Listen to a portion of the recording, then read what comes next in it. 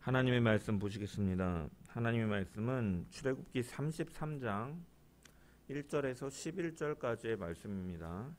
출애굽기 33장 1절에서 11절의 말씀입니다. 제가 하나님의 말씀을 봉독합니다.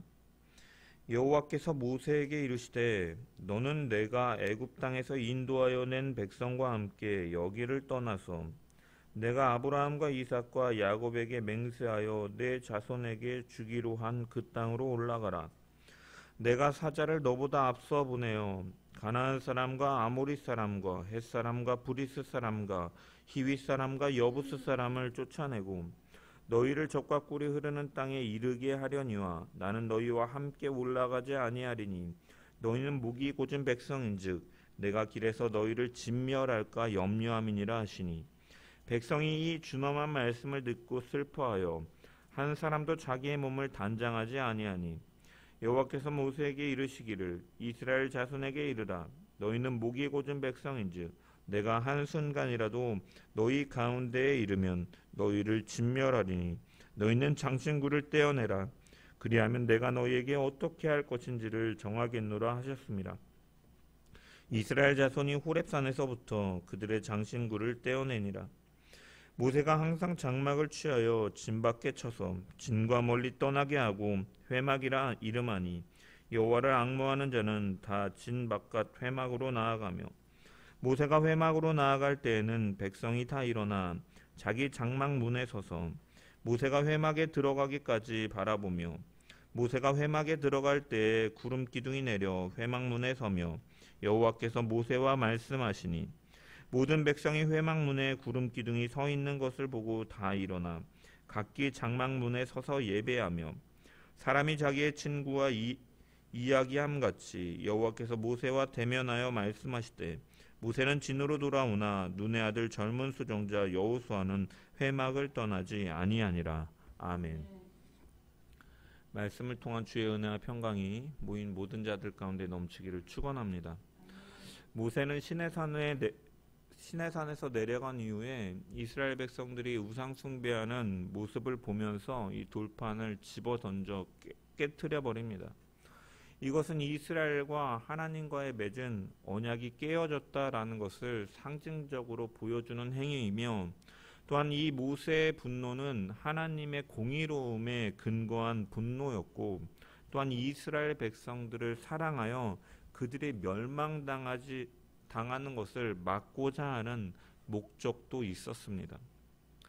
그리고 이어서 금송아지를 불살라서 이 부수고 물에 뿌려 이스라엘 백성들에게 마시게 하는 일을 갖습니다.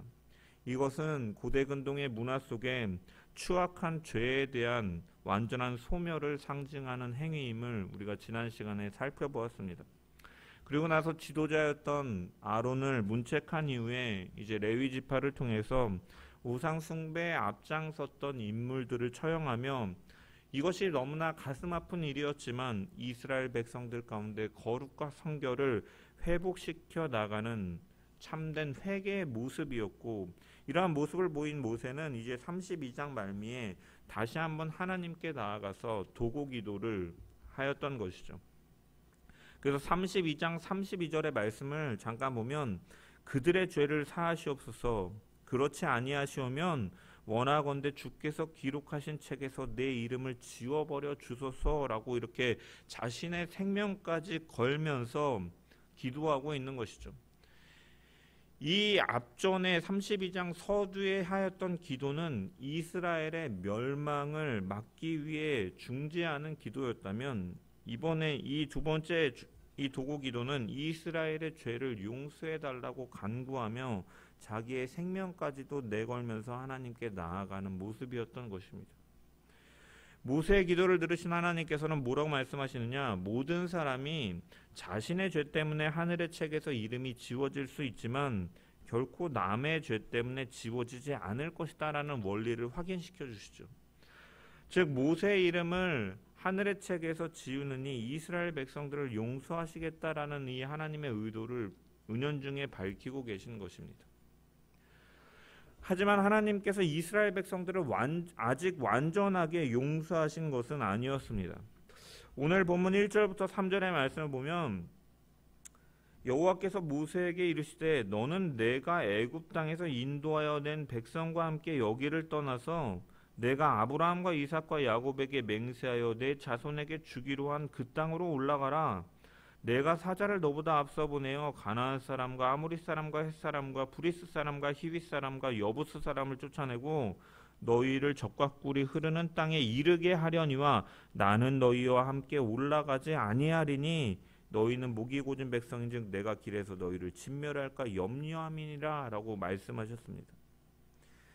여기 주목해 봐야 할 것은 먼저 1절에 이 출애굽 사건을 하나님께서 언급하시면서 너가 애굽 땅에서 인도하여 낸 백성과 함께 여기를 떠나서라고 말씀하고 계십니다. 이전까지 성경은 이스라엘 백성을 인도하신 주체, 애굽에서 구원해내신 주체를 언제나 여호와 하나님으로 묘사하였죠. 출애굽기 3장 17절에 보면 내가 너희를 애굽의 고난 중에서 인도하여 내어 적과 꿀이 흐르는 땅으로 올라가게 하리라 하셨다라고 말씀하셨고, 그 외에도 출애굽기 6장이나 7장에서도 보면은 동일하게 하나님께서 이 일을 하신 것으로 주체를 표현하고 있습니다. 하지만 오늘 본문에서는 모세가 인도한 것으로 언급하고 있다라는 것이죠. 이렇게 예외적으로 표현하는 것은 무엇을 가리키느냐? 금송아지 사건 이후에 아직도 하나님과 이스라엘의 관계가 완전히 회복되지 않았음을 보여주고 있는 것이죠. 또한 동시에 이스라엘 백성들을 향한 질책의 의미도 포함되어 있는 것입니다. 이스라엘 백성들은 어찌 보면 당연하게 그들을 인도하여 내신 분이 여호와 하나님임을 확신하면서 고백해야 됐지만, 그들은 32장 1절에 보면 백성이 모세가 산에서 내려옴이 더딤을 보고 모여 백성이 아론에게 이르러 말하되 일어나라, 우리를 위하여 우리를 인도할 신을 만들라. 이 모세 곧 우리를 애굽 땅에서 인도하여 낸 사람은 어찌 되었는지 알지 못함이니라. 모세가 자신들을 애굽 땅에서 인도하여 낸 사람이라고 말하고 있는 것이죠. 그래서 이것에 대한 질책이기도 한 것입니다. 어찌됐든 하나님께서는 이 모세의 기도를 들으시고 예정하신 대로 그래서 백성들을 인도하여 가나안 땅으로 들어가라라고 말씀하셨습니다. 모세가 드린 도구 기도를 받아들여서 그들을 멸하진 않으시겠다라고 간접적으로 다시 확인시켜주고 계신 것이죠. 그런데 여기서 중요한 것은 하나님이 이들을 진멸하지 않으시겠다라고 결정하신 것은 그들을 자신이 용서받을 만한 자격이 있어서가 아니라 하나님께서 그들의 선조와의 약속 때문이다라고 밝히고 계신 것이죠. 너희를 멸하지 않겠다. 그리고 너희를 약속의 땅으로 인도하겠다. 왜냐하면 그 땅은 너희의 조상 아브라함과 이삭과 야곱에게 약속한 땅이기 때문이다라고 말씀하고 계시는 것이죠. 특별히 1절에 보면은 내가 맹세하여 아브라함과 이삭과 야곱에게 맹세하여, 내가 맹세하여라는 이 표현은 내가 스스로 맹세하였다라는 의미를 가지고 있습니다. 원문을 직역해 보면. 그래서 맹세로서 나 자신을 스스로 묶었다라는 표현이 되는 것이죠. 가장 존귀하신 분으로 그 어느 것도 제약이 될 수 없고 제한이 될 수 없는 하나님께서 스스로 거룩하시고 신실하신 그 성품을 가지고 스스로 맹세하셨고 그것에 자신을 묶었다라고 말씀하고 계시는 것이죠. 이것은 하나님의 신실하신 약속을 이행하시는 분으로 강조하고 계시는 것입니다. 이처럼 하나님께서 그들을 진멸하지 않으신 것은 하나님이 은혜의 하나님이고 약속의 하나님이고 그들에게 베풀어준 은혜를 기억하시는 하나님이시기 때문인 거죠. 하나님께서 다윗과 언약을 맺으시면서 이 다윗 언약이라고 하죠. 그와 그의 후손들이 영원히 이스라엘을 통치하리라 라고 약속하십니다. 하지만 이미 다윗을 지난 솔로몬 시대 때부터 다윗의 후손들은 하나님의 기대에 미치지 못하는 모습을 보이게 되죠. 그래서 더 나아가서 하나님을 대적하기도 합니다. 그럴 때마다 이 열왕기서의 기자는 뭐라고 말하냐? 그럴 때마다 하나님은 다윗 왕조를 멸하고 싶으셨지만 그렇게 하지 않으신 이유는 다윗과의 약속 때문이었다라고 열왕기서에는 지속적으로 밝히고 있습니다. 이처럼 성경은 이 하나님의 백성들을 하나님의 진노에서 구원하신 것에 대해서 뭐라고 말하고 있느냐? 그 근거는 하나님이 스스로의 약속 때문에 자비를 베푸신 것이다라는 메시지를 반복해서 강조하고 있는 것입니다. 이처럼 우리가 하나님의 백성이 되며 구원을 받고 상급을 바라보며 하늘의 소망을 두고 살아갈 수 있는 것은 어디에 근거하고 있느냐? 변함없으신 하나님의 약속, 그 신실하신 그 하나님의 약속, 무조건적인 은혜의 언약 때문임을 우리는 분명히 발견할 수 있습니다. 우리가 자격이 있고 용서받을 만한 자격이 있고 어떠한 조건을 충족해내고 성취해냈기 때문이 아니라 하나님이 그렇게 약속하셨기 때문이고 그렇게 은혜를 베푸시는 분이기 때문인 것입니다. 하나님께서는 창세전부터 택하신 백성을 구원하시려는 그러한 계획을 가지고 계셨고 하나님의 계획은 역사 속에서 한치의 오차 없이 완전히 실현되었고 앞으로도 그렇게 될 것입니다. 그 무한하신 은혜와 사랑 속에 하나님의 백성이 되었고 그 하나님께서 오늘도 우리를 건져주시며 앞으로도 건져주실 것을 믿으며 감사하며 살아가는 저와 여러분 되기를 주의 이름으로 간절히 축원합니다. 2절에 보면 하나님께서는 내가 사자를 너보다 앞서 보내어 가나안 사람과 아모리 사람과 헷 사람과 브리스 사람과 히위 사람과 여부 사람을 쫓아내고 너희를 적과 꿀이 흐르는 땅에 이르게 하려니와 라고 말씀하고 계십니다.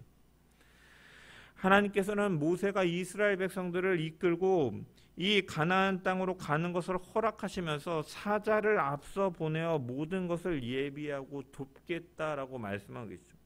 더하여서 이 하나님께서 가나안 정복 전쟁에도 참여해서 그들을 위하여 직접 싸우시고 쫓아내시고 그 땅을 이스라엘에게 주시겠다라고 말씀하고 계십니다.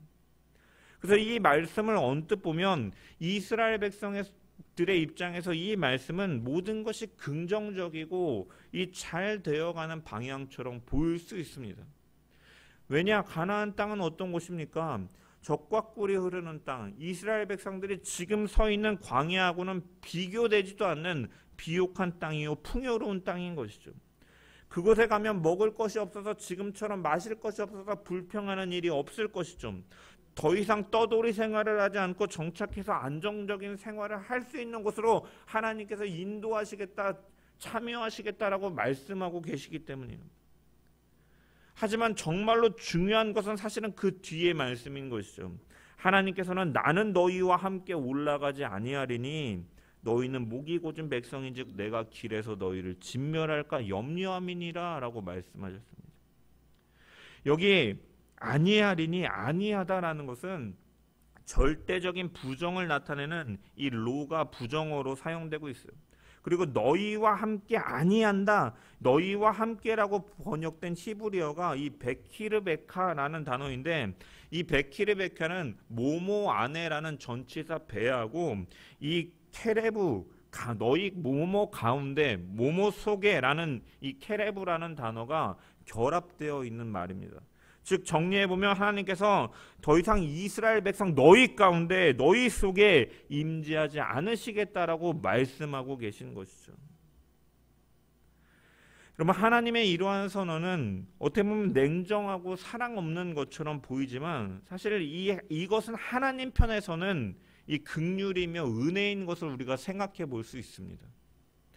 뒤에 말씀을 보면 하나님께서 너희와 함께 올라가지 아니할 것이다, 너희 속에 있지 아니할 것이다 라고 말씀하시는데 그 이유에 대해서 뭐라고 말씀하시냐면 너희가 목이 고진 백성이어서 내가 길에서 너희를 진멸할까 함이니라 라고 말씀하고 계시기 때문이죠. 여기 진멸할까 함이니라라는 말을 직역해보면, 이 원어를 직역해보면 그 길에서 너희를 삼켜버리지 않게 하기 위해서라고 말씀하고 계신 거죠. 공의로우신 하나님께서 이스라엘 백성들이 또다시 범죄할 경우에 그들을 삼켜버리고 말 것이기 때문에 동행하지 않으시겠다, 사자를 통해서만 인도하시겠다라고 말씀하고 계신 것이죠. 이스라엘 백성들은 출애굽한 이후에 줄곧 계속해서 하나님 앞에 목이 곧은 모습을 보여왔기 때문에 이스라엘 백성들이 또다시 하나님 앞에 죄를 범할 것을 생각한다면 하나님께서 동행하지 않으시겠다라는 말씀은 오히려 하나님 편에서는 긍휼이요 은혜인 것이죠. 하나님 편에서는 그렇지만 하지만 사람의 편에서는 어떻습니까? 그 하나님이 우리와 함께 하시지 않는다면 그것은 너무나 중대한 문제이고 생사의 기로의 문제인 것이죠. 그렇기 때문에 이스라엘 백성들은 이 말씀을 듣고 4절에 보면은 그들 모두가 이 하나님의 준엄한 말씀을 듣고 슬퍼하였다라고 기록하고 있습니다. 가나안 땅이 아무리 좋고 그것이 풍요로운 땅이라 할지라도, 그것을 차지한다 할지라도 그곳에 하나님이 우리와 함께 계시지 않는다면 그것은 저주의 땅이요 고통의 장소임을 그들이 알기 때문에 이렇게 슬퍼하고 있는 것이죠. 그래서 그들은 그 몸을 단장하지 아니했다라고 기록하고 있습니다. 이것은 이스라엘 백성들이 자신들의 잘못을 깨닫고 회개하는 것을 의미하는 행동입니다. 이 귀금속에는 귀걸이를 제하여 버리라는 말에는 그 귀금속은 애굽에서 가져온 것이고 이것은 우상 숭배의 그러한 형상들이나 이러한 모양들이 있기 때문에 이것을 제하였다라는 것은 그들이 자신의 잘못을 깨닫고 회개했다라는 의미를 포함하고 있는 것이죠. 그들은 하나님께서 자신들과 동행하지 않으시면 자신들이 궁극적으로 살아갈 수 없음을 깨닫고 있기 때문에 슬퍼하며 회개하고 있는 것입니다. 세상에는 두 종류의 사람이 있습니다. 자신들의 참된 사람들은 모두 자신이 행복하기를 바라며 살아가는데, 목적을 두고 살아가는데 그 행복을 먼저는 이 땅에서 찾는 사람들이 있는 것이죠. 그들은 이 땅에서 목표를 정하고 그 목표를 성취할 때 행복을 느낍니다. 그래서 이 사람들의 자랑은 자신이 경험한 성공담, 그러한 어떠한 것을 해낸 성취감, 이런 것들을 이야기하면서 행복감을 맛보게 되죠. 그래서 이 부류의 사람들은 그런 것들을 성취하고 자기가 남들보다 더 우월한 것을 자랑하면서 행복함을 느낍니다. 그래서 외모가 잘생긴 사람들은 자신의 외모를 자랑하면서 행복을 느끼고, 재산이 많은 사람은 자신의 재산이 많음을 자랑하면서 행복을 느끼고, 명예에 대한 욕구가 강한 사람은 직분이나 자리에 연연하면서 그것을 자랑하며 살아가는 것이죠. 하지만 여러분, 이러한 이 땅에서 찾는 행복은 우리가 영원하지 않음을 너무나 잘 알 수 있다는, 외모를 자랑하는 사람도 그 외모가 영원할 수가 없는 거죠. 꽃이 화려하나 그 꽃이 곧 시들고, 잎이 푸르나 곧 가을과 겨울이 되면 색이 변하고 떨어져 메마른 앙상한 가지가 남는 것과 같이 이 땅에서의 우리의 젊음은 영원할 수 없고, 우리가 가진 물질이 영원한 행복을 줄 수 없으며, 우리가 가진 명예가 우리에게 영원한 기쁨을 줄 수가 없다라는 것이죠. 그렇기 때문에 솔로몬은 지혜와 부귀와 명예를 이 땅에서 다 누렸지만 그가 노년에 기록한 전도서에서 보면 이렇게 기록하죠. 나 전도자는 예루살렘에서 이스라엘의 왕이 되어 마음을 다하여 지혜를 써서 하늘 아래에 행하는 모든 것들을 연구하여 살펴보니까 내가 해 아래에서 행하는 모든 일을 보았는데 보라, 모두 다 헛되어 바람을 잡는 것과 같았더라 라고 그가 고백하고 있는 것이죠. 이러한 것들은 우리에게 참된 만족을 줄 수 없고 헛된 것이다 라고 성경은 말씀하고 있는 것입니다. 그렇다면 여러분, 우리가 인간이 찾고 추구하는 참된 행복이 무엇이냐? 오늘 본문에서 말씀하고 드러내고 있는 것처럼 오직 하나님께 있음을 우리는 기억하며 살아가야 됩니다. 하나님과 함께 있는 것이 우리의 유일한 행복의 근거다라는 것이죠. 아무리 가나안 땅이 젖과 꿀이 흐르는 땅이라 할지라도 하나님이 그들 가운데 함께 계시지 않으면 재앙임을 알고 슬퍼하며 가기를 거부하는 사람이 곧 참된 행복을 누리며 사는 사람인 것이죠. 아무리 궁궐 같은 곳에 거한다 할지라도 그곳에 하나님이 없다면 그 자리를 벗어나려 하는 사람이 바로 참된 복을 누리는 사람인 거죠. 많은 재산이 있고 평안한 곳에 산다 할지라도, 그를 즐겁게 하는 것이 많다 할지라도 그곳에 하나님이 계시지 않는다는 것을 아는 순간 그 모든 것이 낯설게 느껴지고 불편하게 느껴지며 불안해하며 하나님을 찾는 것이 참된 복이 누리며 사는 사람인 것이죠. 시편 기자는 시편 84편에 이렇게 고백합니다. 만군의 여호와여, 주의 장막이 어찌 그리 사랑스러운지요. 그는 하나님을 사랑하기 때문에 하나님의 임재의 상징인 그 성전을 사랑한다라고, 성막을 사랑한다라고 고백하는 것이죠. 2절에 내 영혼이 여호와의 궁정을 사모하며 쇠약함이여 내 마음과 육체가 살아계시는 하나님께 부르짖나이다 라는 고백을 하는데, 하나님에 대한 사랑이 너무 커서 하나님과 더 가까이 있고 싶고 오래 있고 싶기에 몸과 영혼이 쇠약해질 정도로 상사병을 경험하는 것처럼 그렇게 하나님을 사랑한다라고 고백하고 있는 것이죠. 내 몸이 쇠하여져도 나는 하나님과 함께하기를 원한다라는 그런 갈망과 그러한 하나님을 향한 열정과 사랑의 고백을 갖는 것이죠. 그러면서 3절에 나의 왕 나의 하나님 만군의 여호와여, 주의 제단에서 참새도 제 집을 얻고 제비도 새끼들 보금자리를 얻었나이다. 하나님과 함께하고 싶은 그 마음이 너무나 강렬해서 성전 밑에 처마에 둥지를 틀고 사는 참새와 제비까지도 부러워하는 사람인 거예요. 그러한 심령으로 살아가는, 결국 그는 이렇게 말미에 고백합니다. 주의 궁정에서의 한날이 다른 곳에서의 첫날보다 나은즉 악인이 장막의 거함보다 내 하나님 문지기로 있는 것이 나는 좋습니다.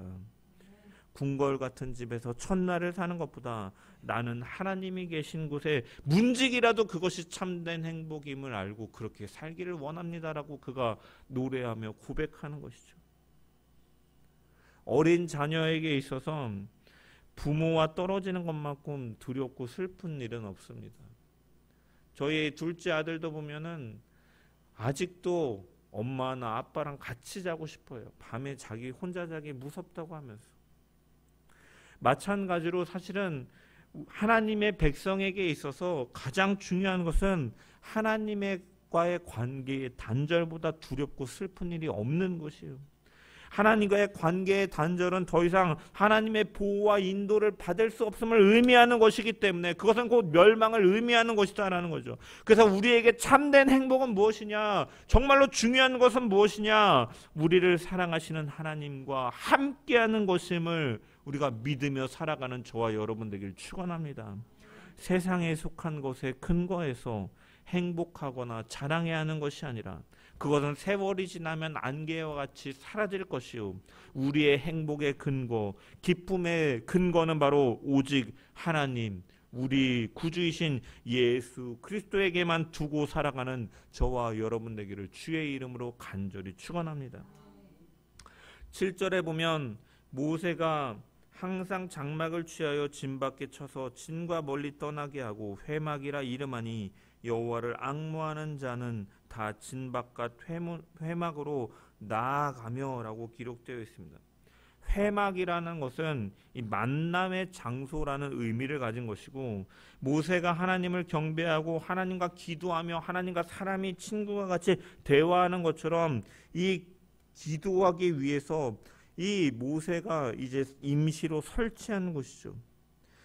그래서 여기 언급되는 회막은 하나님의 계시를 받고 세운 이 이후에 세워질 성막과는 어찌됐든 분리되는 공간이 원형이라고도 할 수 있는데, 어찌됐든 우리가 주목해 봐야 될 것은 이 모세가 설치한 회막이 이스라엘 진밖 먼 곳에 설치되었다라는 것입니다. 이것은 당시 하나님과 이스라엘 백성들의 관계를 보여주는 것이죠.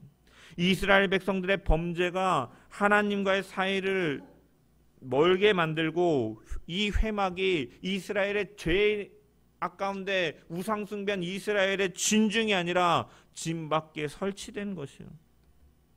이와 같이 하나님께서는 우리는 무엇을 발견할 수 있느냐? 하나님은 죄가 있는 곳에 임재하지 않으신다라는 것이죠. 왜냐? 하나님은 죄와 상관하실 수 없는 거룩하시고 선하신 분이기 때문입니다. 따라서 우리가 이 말씀을 보면서 이 신약 시대의 영적 이스라엘로 부름을 받은 성도요 교회가 하나님과 그 함께하는 참된 복, 정말로 그 중요한 참된 복, 생명의 관계 속에서 살기를 원한다면 우리는 우리 가운데 우리 속에 죄의 흔적이나 죄의 모습들이 발견되지 않도록 힘써야 된다는 거예요. 교회가 의미가 있는 것은 하나님이 임재하시는 곳일 때의 의미가 있는 것이에요.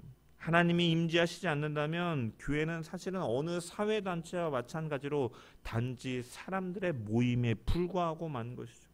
그러므로 우리는 우리 가운데 하나님의 임재가 늘 함께 하시도록 성도 한 사람 한 사람이 거룩과 성결을 지키며 살아갈 수 있도록 우리는 최선을 다하고 우리 가운데 죄의 모습을 제거할 수 있도록 날마다 성령을 의지함으로 성화의 삶을 이뤄나가는 우리 모든 자들 되기를 주의 이름으로 간절히 축원합니다. 그리할 때 우리 교회는 하나님이 함께 하시는 교회로서 은혜와 축복이 넘치게 될 것이고 어두운 세상을 비추는 빛의 사명도 능히 감당해 나갈 줄 믿습니다. 9절의 말씀을 보면 모세가 회막에 들어갈 때 구름 기둥이 내려 회막문에 서며 여호와께서 모세에게 말씀하시니 라고 기록되어 있습니다. 여기 구름 기둥이 회막문에 섰다라는 것은 하나님이 임재하셨음을 의미하는 것이죠. 그래서 우리가 또한 여기서 생각해 봐야 될 것은 이 회막은 이제 하나님께서 계시하시고 만들어질 성막에 비해서는 임시로 설치된 것으로 이스라엘이 당시에 거주하던 장막과 크게 외형적으로는 다르지 않은 곳이었다는 것. 특별하고 화려한 곳이 아니었다라는 것이죠. 하지만 회개하며 하나님을 간절히 찾는 그 중심을 보시고 하나님께서는 그곳에 임재하셨음을 우리는 본문을 통해 발견할 수 있습니다. 이곳은 무엇을 우리에게 알려주느냐? 하나님께서는 자신을 진정으로 섬기는 곳은 그곳이 어디든지 임재하셔서 영광스럽게 하신다라는 것을 보여주는 것입니다. 이처럼 하나님께 중요한 것은 어떤 건물이 크고 화려함이 아니다라는 것입니다. 하나님께 중요한 것은 그곳이 진정으로 하나님을 사랑하고 하나님 앞에 애통하는 심령으로 은혜를 구하며 나아가고 하나님을 진정으로 섬기는 곳이냐라는 것이 하나님께는 중요하다라는 것이죠. 아무리 크고 화려한 곳이라 할지라도 그곳이 진정으로 하나님을 섬기는 곳이 아니라면 그곳에는 하나님께서는 결코 임재하지 않으실 것입니다. 수많은 사람이 모이고 하나님의 이름을 부른다 할지라도 진정으로 그것이 하나님을 섬기는 것이 아니라면 그곳에는 하나님의 임재가 나타나지 않을 것입니다. 하지만 이와 반대로 아무리 누추한 곳이라 할지라도 그곳이 진정으로 하나님의 은혜를 구하고 하나님을 찾고 하나님을 사랑하고 하나님을 높이는 그러한 고백이 있고 하나님을 섬기는 곳이라면 하나님은 그곳에 분명히 임재하시는 하나님이심을 믿으시길 소망합니다. 예수님 당시의 헤롯 성전은 화려하고 아름다운 건축물이었지만 예수님께서는 그 성전을 바라보시면서 그 성전이 파괴될 것을 예언하셨고 실제로 그것은 주 70년경에 완전히 파괴되었습니다. 아무리 화려하고 아름다워도 하나님을 진정으로 섬기는 것이 아니었기 때문이죠. 이와 같이 하나님께서는 외형적인 것을 보시는 분이 아니라 그 안에 중심을 보시는 하나님이신 것입니다.